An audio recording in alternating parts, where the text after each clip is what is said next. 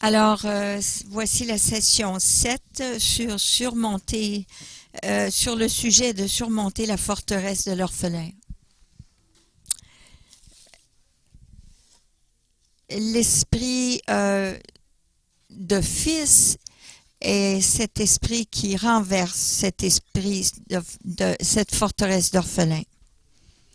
Qu'est-ce qu'une forteresse d'orphelin? C'est un état d'esprit, une croyance ou un ensemble de pensées qui nous font croire que nous sommes euh, orphelins, que nous sommes seuls.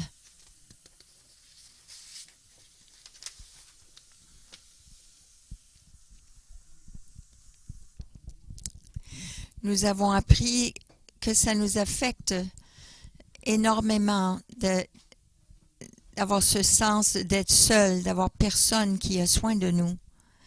Et le mois dernier, nous avons regardé comment un esprit d'orphelin s'exprime par la rébellion.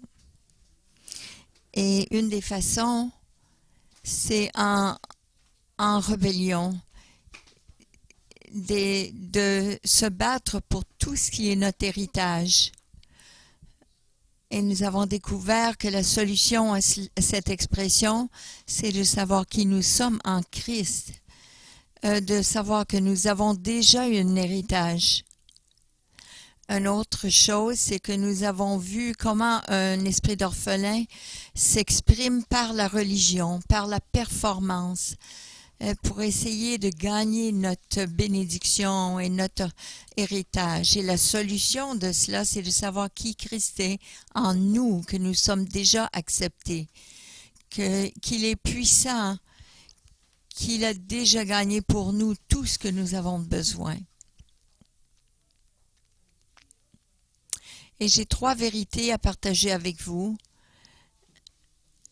que nous avons besoin d'accueillir si nous voulons renverser cet esprit d'orphelin. Mais aujourd'hui, j'aimerais vous parler de l'esprit de fils. Qu'est-ce que c'est l'esprit de fils? Et sonship qui veut dire filiation. D'être un fils. La définition du dictionnaire nous dit que la filiation est la relation entre un père et un fils. Merci beaucoup. Mais ça ne nous aide pas beaucoup, parce qu'il y a beaucoup de pères qui n'ont pas de relation avec leur fils. Alors, cet aspect d'être un fils n'a pas l'air du tout d'être un fils. Mais nous savons, il y avait un homme qui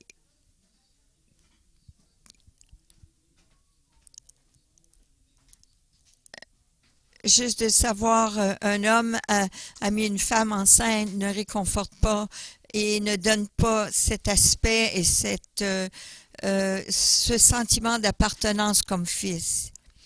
Mais regardons les définitions théologiques d'être fils. C'est la filiation, c'est d'être adopté par Dieu et introduit dans la famille de Dieu. Ça nous applique tous. Premièrement, Dieu nous a adoptés. Il a initié cette relation. Donc, ça implique que Dieu a dû avoir un désir et une affection pour nous adopter. Déjà là, ça nous rend encore meilleurs.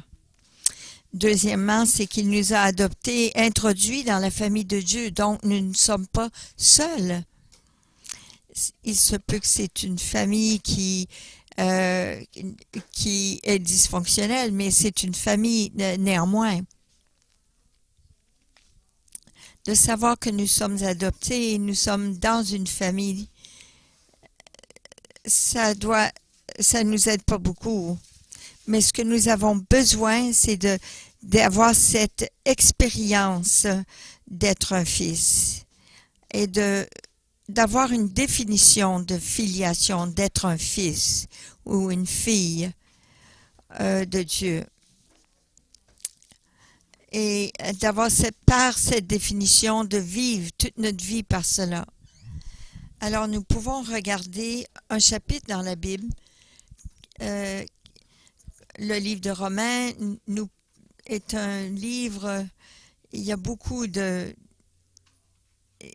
de terre, mais je ne regarde pas souvent à ce livre-là. Mais je vois que Romains 8 est vraiment un livre qui explique cette relation de fils. Numéro 1, ça a à faire, le premier point, ça a à faire avec une relation intime et permanente avec Dieu, le Père. Romains 8,15 nous dit « Vous n'avez point reçu un esprit de servitude pour être encore dans la crainte, mais vous avez reçu un esprit d'adoption par lequel nous crions « Abba, Père ».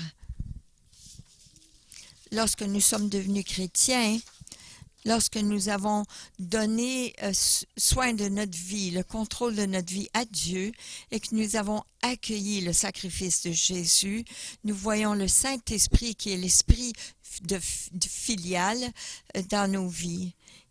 Nous avons reçu non seulement le Saint-Esprit, mais l'esprit de fils en nous.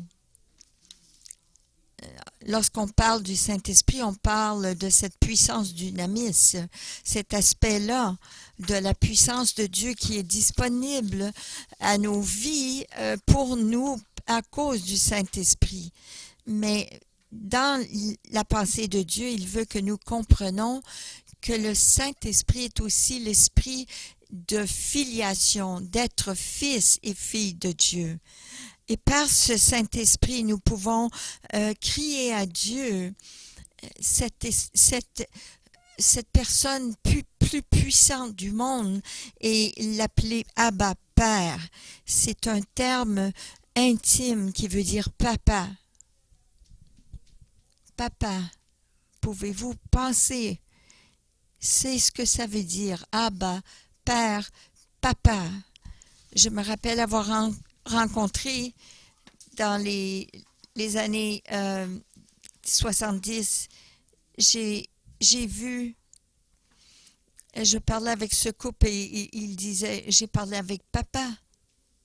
Et à ce moment-là, je disais, mais c'est offensif d'appeler Dieu de cette façon, un Dieu qui est juste. Et il y avait quelque chose en moi qui me dérangeait. Et me voilà 40 ans plus tard, et j'ai dit, Seigneur, donne-moi cet esprit-là. Non seulement que je l'appelle papa, mais je crie à lui, papa, papa. Parce que c'est ça l'esprit de filiation, filiale, cette relation intime qui continue avec le Père. Et ça nous permet de vivre chaque jour cette relation intime avec Papa, Dieu, Papa. Et ça nous donne moment par moment une expérience profonde, intime, pleine de communion avec lui. Alors on n'a pas peur de vivre le rejet, la condamnation, la culpabilité, mais de se sentir aimé par un Père aimant et de recevoir de lui et pouvoir l'aimer en retour. Voilà ce que l'esprit filial nous donne dans notre relation. La deuxième chose que cet esprit de fils nous donne, c'est l'identité. Reconnaître cette permanence de notre filiation. Romains 8,16 nous dit « L'Esprit lui-même rend témoignage à notre esprit que nous sommes enfants de Dieu. Chaque jour, nous sommes fils de Dieu. » Nous devons reconnaître cela. Nous sommes la fille, le fils de Dieu. Et lorsque le Saint-Esprit est venu dans nos vies, il a pris cet esprit qui était mort et il nous a remplis de cet esprit vivant. Et à partir de cet endroit, nous avons su dans notre esprit et qui criait, tu es le fils à papa, tu es la fille à papa, tu es l'enfant de Dieu. Et cet esprit témoigne que nous sommes, à notre esprit, que nous sommes enfants de Dieu. Et lorsque cet esprit d'orphelin vient prendre son emprise sur nous pour nous faire sentir rejetés et pas d'appartenance, non, l'esprit de Dieu nous dit non, ça c'est un mensonge. Dieu te délaissera jamais, t'abandonnera jamais parce que tu es enfant à papa, ton Père céleste. Il est là pour te réconforter, te consoler, te rendre puissant et t'aider parce que tu es l'enfant de Dieu. Il ne te le délaissera jamais. Et voilà, cet esprit de filiation te rend réellement un fils de Dieu, une fille de Dieu, le fils ou la fille à papa. Il est fier de toi. Et cet esprit te rappelle que tu es le fils de Dieu. Tu n'auras jamais cette expérience de fils tant que tu ne comprendras pas cet esprit de filiation. La troisième chose que cet esprit de filiation fait, ça nous donne des ressources. Une conscience de ton héritage. Parce qu'avant cela, tu étais pauvre. Et là, l'Esprit de Dieu te rappelle de ton héritage. Romains 8, 17 nous dit, « Or, si nous sommes enfants, nous sommes aussi héritiers de Dieu et co-héritiers de Christ. » Nous ne sommes pas des mendiants. Nous ne sommes pas des pauvres pécheurs qui manquant des choses. Non, nous sommes héritiers de Dieu avec pleines ressources du royaume des cieux pour nous. Le Seigneur nous dit dans sa parole qu'il nous a bénis de toute bénédiction spirituelle. Tout ce que nous avons à faire, c'est de les recevoir. Nous avons les ressources spirituelles, les ressources financières, les ressources de sagesse et de révélation et de compréhension et de connaissance, des ressources de repos et de paix. Et oui, de sa puissance aussi, des ressources du ciel, les ressources de la terre. Nous avons un incroyable héritage. Nous n'avons pas parce que nous ne demandons pas. Parce que si nous demandons, ça vient nous confondre parce que nous pensons que nous devons performer pour avoir de Dieu, les choses que nous demandons. Non, tout ce que nous avons à faire, c'est demander. Et le Père nous donne. L'esprit de fils vient et renverse cette mentalité, cet esprit d'orphelin. Nous ne sommes pas des mendiants, mais nous sommes héritiers du roi des rois. Une autre chose que l'esprit de fils nous donne, ça nous donne une compréhension continue de notre grande valeur. Et Romains 8, 18 et 19 nous dit « J'estime que les souffrances du temps présent ne sauraient être comparées à la gloire à venir qui serait révélée pour nous. Aussi la création attend-elle avec un ardent désir la révélation des fils de Dieu. » Je vous encourage d'aller lire Romains, tout le chapitre 8 de Romains. Nous avons ce trésor en nous, dans ces vaisseaux, d'argile. Oui, même la création comprend ceci et attend avec un ardent désir la révélation de nous, les fils et filles de Dieu. L'esprit de fils, ce que ça nous révèle, c'est que nous ne sommes pas des vaisseaux vides, sans valeur et sans utilité. Non, nous avons une grande valeur et nous sommes des porteurs de la gloire de Dieu. Et actuellement, à ce moment-ci, nous avons la gloire de Dieu, vous savez, qui est à l'intérieur de nous. Cette plénitude de la gloire de Dieu en nous, parce que Christ demeure en nous. Nous sommes ces vaisseaux de terre, mais nous portons cette gloire en nous, ce trésor caché en nous. Mais il y a tellement de gloire en nous, comme enfants de Dieu, comme fils et filles de Dieu, et tellement que toute la création anticipe et en attente de voir la révélation des fils de Dieu, de cette gloire qui demeure en chacun de nous. C'est vraiment au-delà du nouvel âge. C'est vraiment l'âge du royaume. La réalité de ce qui est en nous parle, la réalité de l'Esprit de Dieu. Même la création réalise cela, que sa destinée n'est pas liée à la destinée des républicains et des démocrates. Non, la création sait qu'elle n'est pas liée avec les démocrates et les libéraux. Elle est beaucoup plus intelligente que cela. La création a compris que sa destinée est liée avec la destinée des enfants de Dieu, vous et moi. Si nous pouvons se tenir pour la justice, pour la vérité, déclarer la gloire de Dieu et démontrer la gloire de Dieu autour de nous. C'est ce que la création attend. Chacun de nous sommes de grande valeur parce que nous portons la gloire de Dieu en nous.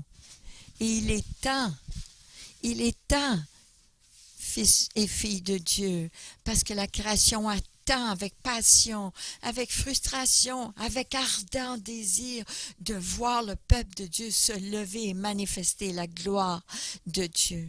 C'est cet esprit de fils et ça nous rappelle de notre grande valeur. Numéro 5, c'est que l'esprit de fils nous continue de nous démontrer cette expérience de notre grande liberté en Christ. Romains 8, 21 nous dit avec l'espérance qu'elle aussi sera affranchie de la servitude de la corruption pour avoir part à la liberté de la gloire des enfants de Dieu. C'est cela, la liberté de la gloire des enfants de Dieu. Elle attend que nous comprenions ce que c'est cette grande liberté que nous avons et partager avec nous.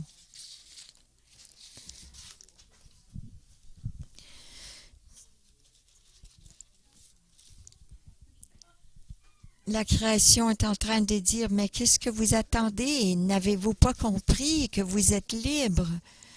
Cet esprit filial nous libère de cet esprit de condamnation, d'esclavage, d'oppression, de dépression. Nous sommes libres. Et l'esprit filial veut continuer de nous rappeler de cela. Tandis que l'esprit d'orphelin essaye de nous garder dans cette servitude.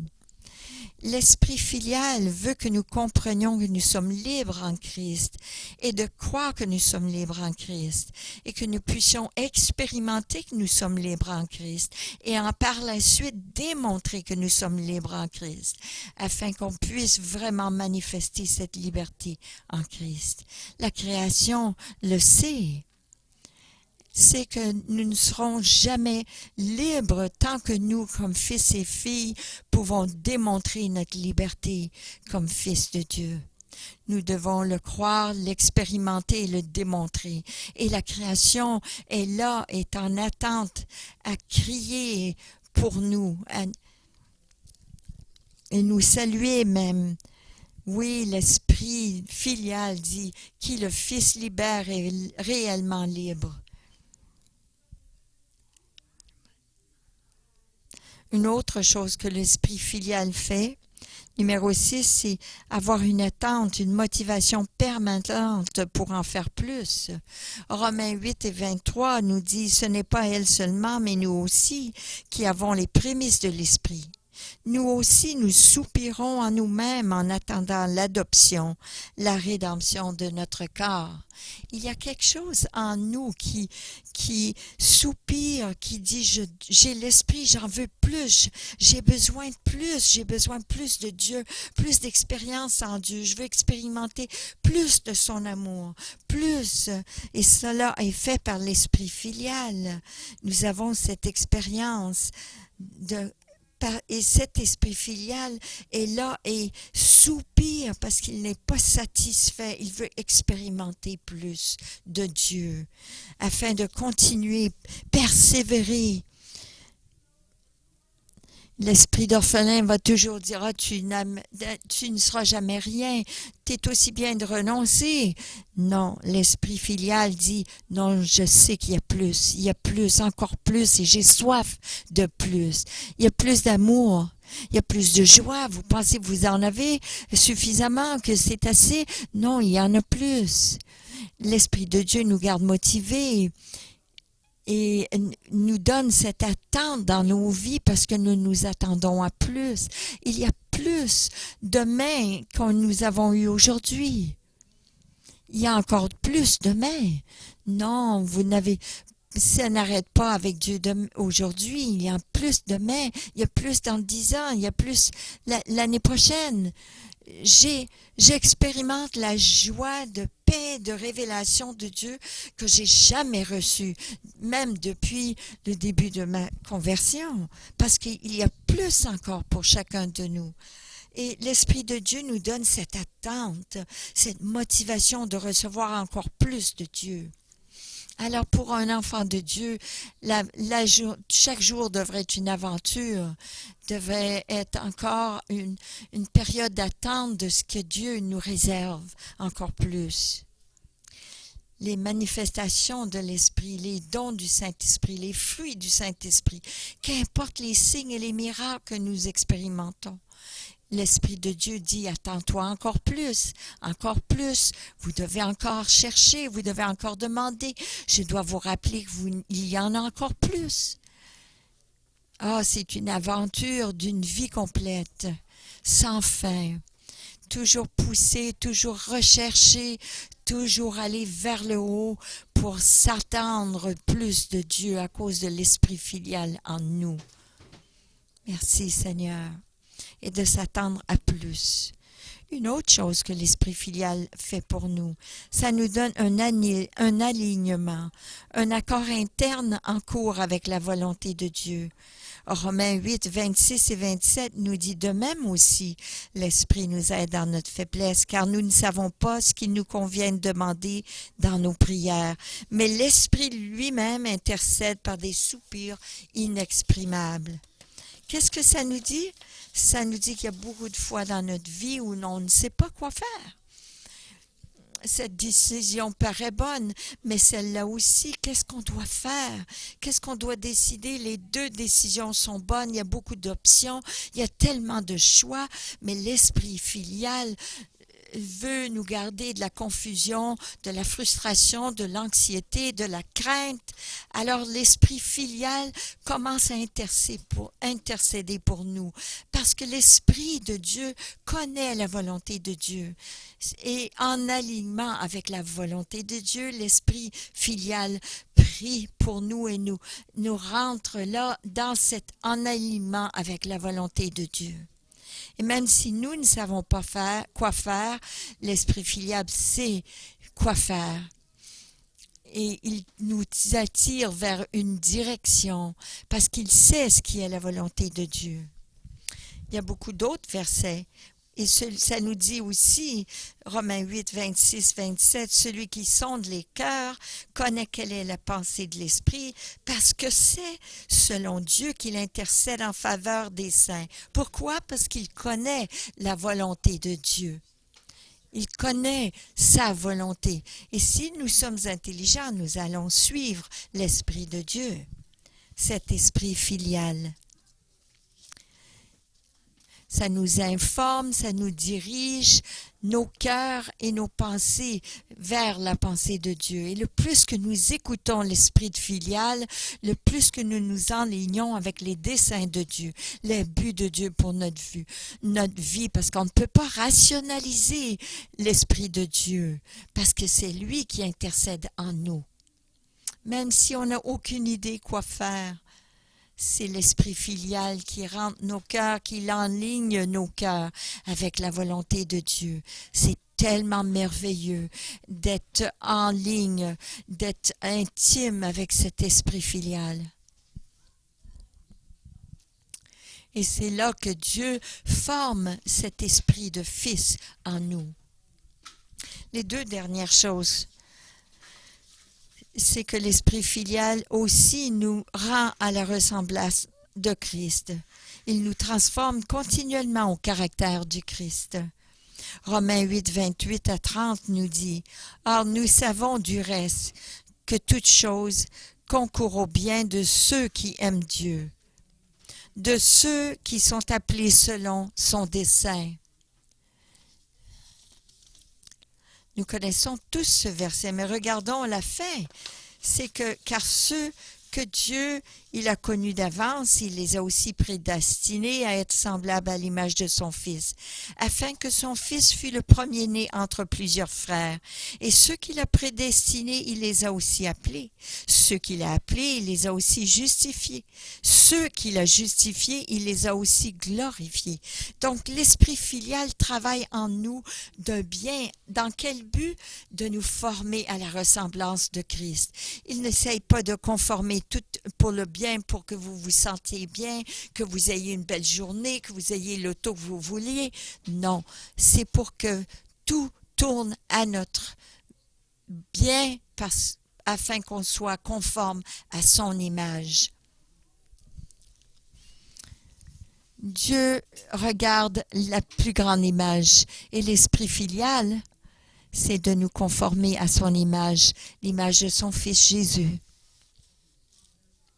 Avoir le même caractère que Christ lui-même a eu. Alors l'Esprit de Dieu nous dirige, nous conduit et nous amène dans les circonstances qui vont nous conformer à son image. Et on nous dit que parce que Dieu nous a prédestinés pour être comme lui, donc il nous a appelés, il nous invite dans des aventures, des expériences. Il nous a aussi, ceux qui a appelés, il nous a aussi justifiés par son sang et il nous a aussi glorifiés. Il nous transforme de gloire en gloire. Voilà pourquoi nous sommes glorifiés. L'esprit de Fils travaille en chacun de nous. Il nous façonne, il nous plie, il nous rend malléables, il nous transforme dans le caractère de Christ. Je chantais ce chant au début du renouveau. Seigneur, tu as la puissance de me changer, de me transformer. Mais c'était ma demande à Dieu de me transformer en son image. Seigneur, change-moi, transforme-moi. Merci, Seigneur. L'esprit filial fait cette transformation continuelle de nos vies au caractère de Christ. Un autre aussi, c'est que le Seigneur nous accueille, nous étreinte, une connexion permanente avec le profond amour de Dieu. Romains 8, 38, 39 nous dit « Car j'ai l'assurance que ni la mort, la vie, les anges, les dominations, les choses présentes, les choses à venir, les puissances, ni la hauteur, la profondeur, ni aucune autre créature ne pourra nous séparer de l'amour de Dieu manifesté en Jésus-Christ notre Seigneur. » Rien ne nous séparera de cela. Voilà, cet esprit filial en nous donne cette expérience continuelle de l'amour de Dieu dans nos vies qui nous transforme. Continuellement connectés à Dieu, qu'importe ce qui arrive dans nos vies, qu'on ait été trahi, abandonné, qu'on ait été rejeté, ça ne fait rien. Qu'importe ce que nous faisons face, l'Esprit de Dieu nous garde connectés avec cet profond amour de Dieu. Même si notre mère et notre père nous abandonnent, Dieu nous aime et Dieu ne nous abandonnera jamais. Que vous passiez au travers d'une heure difficile, des ténèbres, même si vous faites des grosses erreurs, l'Esprit filial vous dit continuellement qu'il vous aime et qu'il est fier de vous. Parce que vous êtes son fils, sa fille. Et cet amour devient notre espérance, devient notre ancre, devient notre plus grand réconfort, notre plus grande conviction, notre ancre dans notre vie. Les gens nous disent « Ah, qu'est-ce qui fait de toi? Comment ça se fait que tu es si confiant comme chrétien? » Et tu dis « Ben, Jésus m'aime, je sais qu'il m'aime. Ça, je le sais, parce que la Bible me le dit. Et l'esprit filial m'en rappelle à chaque jour. Et ça, cette espérance, on ne peut pas me l'enlever. On ne peut pas enlever cette puissance de cette réalité, on ne peut pas me l'enlever. Jésus m'aime, je le sais. Il y a un autre cantique que les baptistes aiment chanter. Il vit, Jésus vit aujourd'hui. Il marche avec moi, il parle avec moi. Tu me demandes comment je sais parce qu'il vit dans mon cœur. Ce sont des choses, je sais qu'il vit, je le ressens à tous les jours. La réalité, c'est que l'esprit de fils filial, c'est que je suis le fils ou la fille de Dieu et que j'ai la certitude de l'amour de Dieu pour moi. Voici toutes les choses, les confirmations que nous sommes le fils ou la fille de Dieu, d'avoir cette intimité avec le Seigneur. Nous avons une relation avec lui, nous avons cette identité de fils et filles, nous avons les ressources continuelles de Dieu. Cet esprit filial nous convainc de notre valeur, notre grande valeur. Et cette liberté aussi que nous avons en Christ. Cet esprit filial nous donne aussi non seulement cette liberté en Christ, mais une attente continuelle, motivation d'expérimenter plus encore de Dieu, parce qu'il y a toujours plus, et un alignement d'être en accord avec la volonté de Dieu. Même si vos pensées argumentent, votre cœur est en ligne avec la volonté de Dieu. Donc, vous avez une continuelle travail de se ressembler au Christ. Et là, l'esprit familial vous étreint, vous accueille et nous montre qu'est-ce que c'est d'être un fils et une fille de Dieu. Comme parents, notre travail, maman et papa, chaque jour, c'est de former nos enfants et de leur informer à nos enfants qu'ils sont des enfants de Dieu. Ce n'est pas notre plus grande destinée, ce n'est pas de les corriger et de les discipliner, mais c'est de leur apprendre qu'ils sont fils et filles de Dieu, qu'ils ont cette sécurité, cette conviction de savoir toujours qu'il y a un endroit qu'ils peuvent appeler la maison. On entend de notre fille, des nouvelles de notre fille, plus aujourd'hui qu'avant. Elle sait qu'il y a un endroit qu'elle peut appeler la maison. Et voilà ce que cet esprit filial fait. Ça nous démontre qui nous sommes comme fils et filles de Dieu. Alors, voilà les choses que l'esprit filial fait en nous. Mais voici une définition biblique de cet esprit de fils. Ça dit ceci. D'être un fils biblique, la définition, c'est la conscience. D'être conscient chaque moment de l'expérience de l'amour profond du Père, de Dieu pour nous. Et notre conscience, d'être conscient et d'expérimenter cette relation filiale de notre héritage, notre valeur, notre liberté, même notre transformation et notre alignement avec la volonté de Dieu et ses desseins pour nos vies.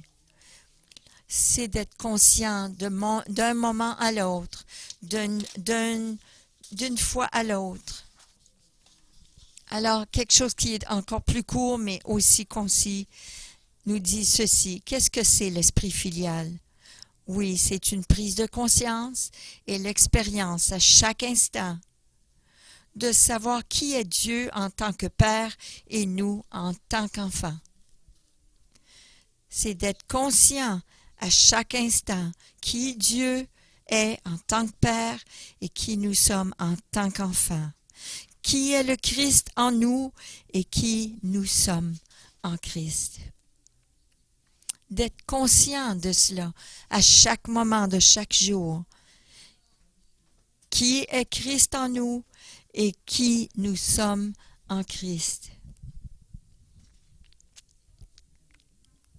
Et lorsque nous marchons chaque moment de chaque jour de cette façon, avec cette conscience, cet éveillement, de savoir qui nous sommes en lui, qui il est en nous, qui le Père est et qui nous sommes comme enfants, nous allons expérimenter vraiment cet esprit filial. J.I. Packer, il a dit ceci dans le livre « Connaître Dieu ». Si vous voulez juger du degré de compréhension du christianisme par une personne, découvrez à quel point il pense à être l'enfant de Dieu et à avoir Dieu pour Père. Si ce n'est pas la pensée qui pousse et contrôle son adoration, ses prières, sa vision de la vie, eh bien cela signifie qu'il ne comprend pas très bien le christianisme. Ce que l'esprit d'orphelin fait, c'est nous accuser. Comment on peut se sentir digne d'être fils de Dieu après ce qu'on a fait hier? Non, l'esprit filial, c'est qui nous sommes en Christ et qui Christ est en nous. Ce livre de J.I. Packer, il dit ceci dans son livre de Connaître Dieu. Si vous voulez juger du degré de compréhension du christianisme par une personne, découvrez à quel point il pense à être enfant de Dieu, à avoir Dieu pour Père. Si ce n'est pas la pensée qui pousse et contrôle son adoration, ses prières, sa vision, sa vie, eh bien cela signifie qu'il ne comprend pas très bien le christianisme. Parce que ce n'est pas être membre à quelque part ou une doctrine, c'est un moment à la fois d'être conscient qui nous sommes en lui, qui il est en nous, qui Dieu est comme Père et qui nous sommes comme ses enfants. Je crois que tous ici ont accepté Christ comme leur sauveur personnel. Alors, retournons ici pour regarder ceci.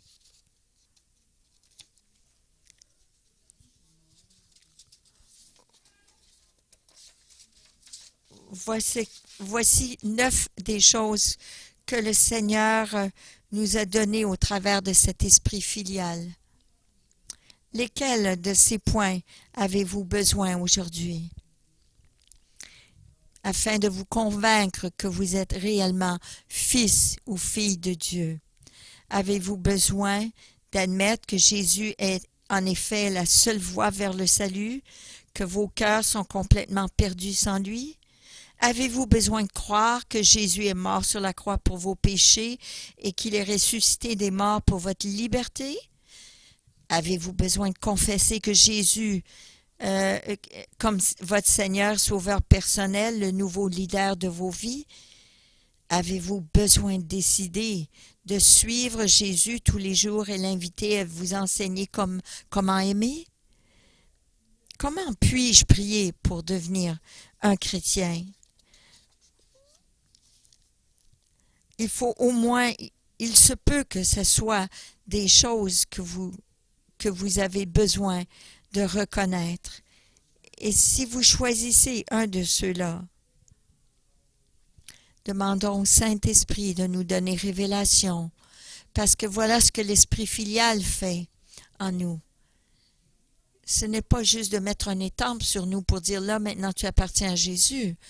Non, c'est un moment à la fois, nous informant, nous convainquant que toutes ces vérités, elles sont vraies et que nous pouvons être formés.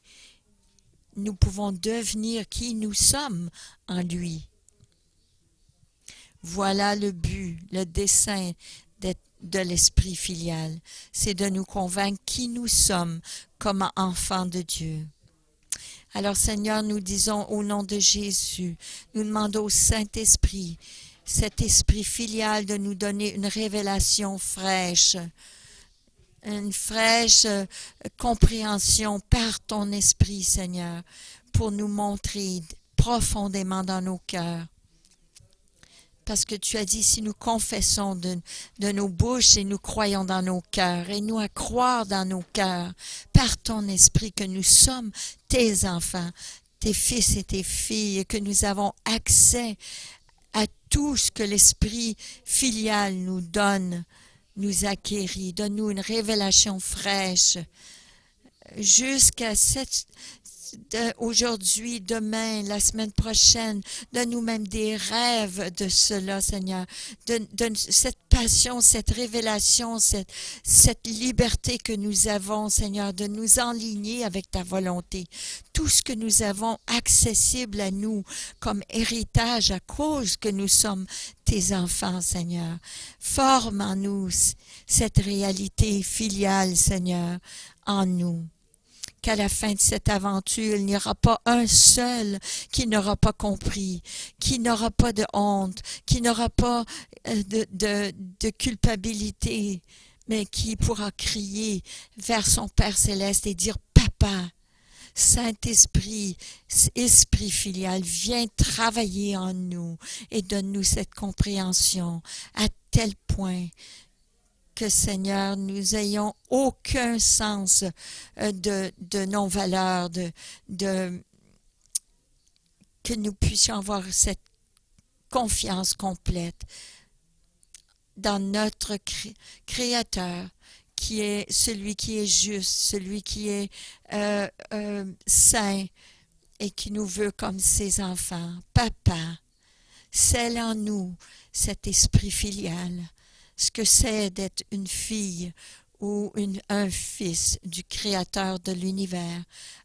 Emmène-nous, Seigneur, donne-nous cette révélation fraîche, donne-nous des oreilles pour comprendre que nous sommes une fils et une fille de Dieu et rien peut nous séparer de l'amour de Dieu. Nous déclarons cela à être vrai au nom de Jésus. Amen. Amen. Dans les prochaines semaines, nous allons apprendre à sceller cela. Et ce que c'est vraiment un foyer. Ce que c'est cet esprit de filial et ce que c'est aussi une vraie maison, d'être à la maison. Soyez bénis, bonne semaine.